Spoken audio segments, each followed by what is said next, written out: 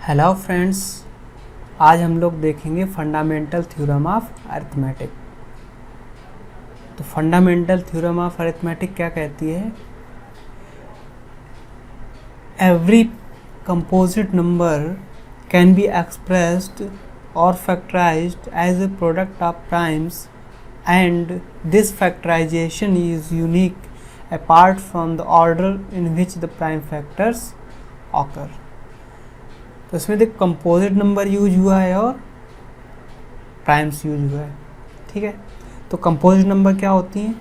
Numbers which have more than two factors are called composite number.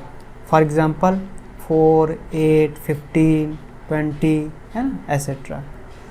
तो 4 कितने factors हो सकते हैं? दैट मीन्स 4 किन किन नंबर से डिविजिबल है? 1 से डिविजिबल है, 2 से डिविजिबल है और 4 से डिविजिबल। दैट मीन्स 4 के मोर देन 2 फैक्टर्स हैं। तो 4 कैसी है? कंपोजिट नंबर है। Similarly prime numbers which have exactly 2 factors are called prime numbers और सिंपली प्राइम्स।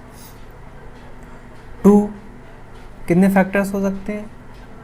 1 से डिविजिबल है 2 और 2 से divisible. That means prime numbers are the numbers which has exactly 2 factors, that is 1 and the number itself. Okay, आप देखते हैं every composite number can be expressed as a product of primes. Okay, that means for example we should take 15. Okay, 15 के prime factors करने हैं, है ना। तो कितने से जाएगा इसमें? 3 5 सा 15 और 5 1 सा 5। तो 15 इक्वल्स टू हो जाएगा 3 इंटू 5। तो थ्योरम क्या कहती है? Every composite number 15 is a composite number can be expressed as a product of primes. तो इनके प्रोडक्ट के फॉर्म में लिखा है 3 मल्टीप्लाई बाई 5। ऐसे ही जितनी भी कंपोजिट नंबर्स हैं सभी को इस फॉर्म में लिखा जा सकता है। और एग्जांपल लेते हैं हम, दैट मीन्स 12 लेते हैं। ओके, 12 के फैक्टर करेंगे 2 6 जा 12, 2 3 जा 6 एंड 3 1 जा 3। ओके, तो 12 कैसे लेके एक्सप्रेस कर सकते हैं? 2 मल्टीप्लाई बाई 2 मल्टीप्लाई बाई 3, है ना। इसको ऐसे भी ले सकते हैं 2 1 2 की पावर 2 मल्टीप्लाई बाई 3। ओके,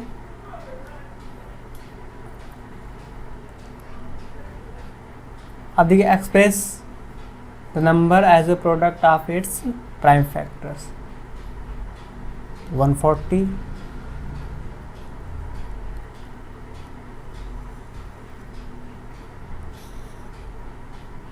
सबसे पहले स्मॉलेस्ट प्राइम नंबर क्या है? 2 से भाग देंगे, 2 7 जा 14, फिर 2 से जाएगा 2 3 जा 6, 2 5 सा 10। अब देखो 3 से नहीं जाएगा, 5 से जाएगा, 5 7 सा 35, 7 से जाएगा, 7 1 सा 7। तो 140 that is 140 is a composite number. 140 can be written as 2 multiply by 2 multiply by 5 multiply by 7। Okay, तो हमारी फंडामेंटल थ्योरम ऑफ अरिथमेटिक क्या कहती है? कोई भी कंपोजिट नंबर है उसको प्राइम फैक्टर्स के मल्टीपल्स के रूप में लिख सकते हैं। Okay,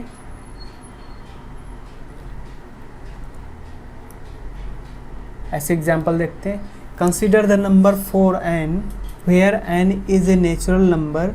check whether there is any value of n for which 4n ends with the digit 0।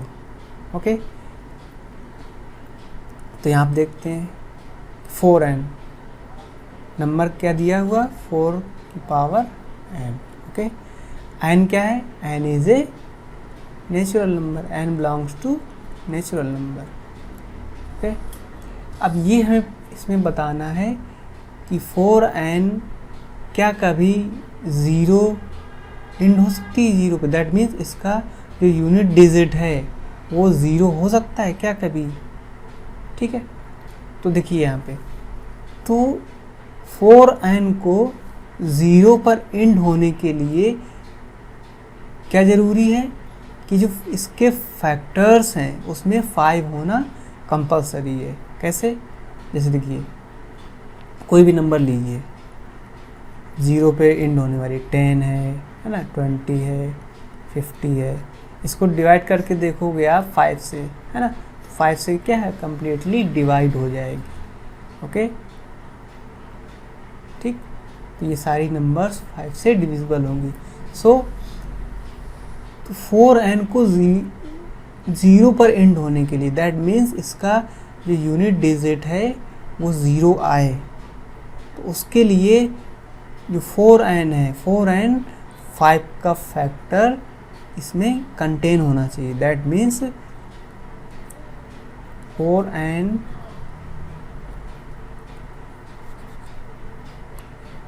that is 4 की पावर n must contain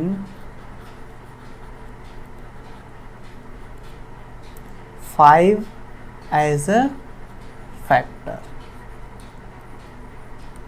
है ना, तो 5 इसका फैक्टर होना चाहिए, इसके लिए कि तब ये यूनिट डिजिट पर 0 पर एंड होगी।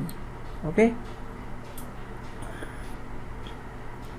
तो इसके लिए देखते हैं क्या करते हैं, 4n, 4 को हम लिख सकते हैं, 4 की पावर n को लिख सकते हैं 2 की पावर 2। ओके, और ये n है तो n 2n ऐसे लिख सकते हैं। अभी देखिए यहाँ पे 2, इट इज़ नॉट पॉसिबल, इसमें 5 का फैक्टर है नहीं, so it is not possible that it contain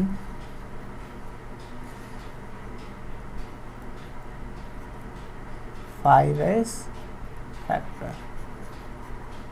Hence 4 की power n never end with digit 0। Okay,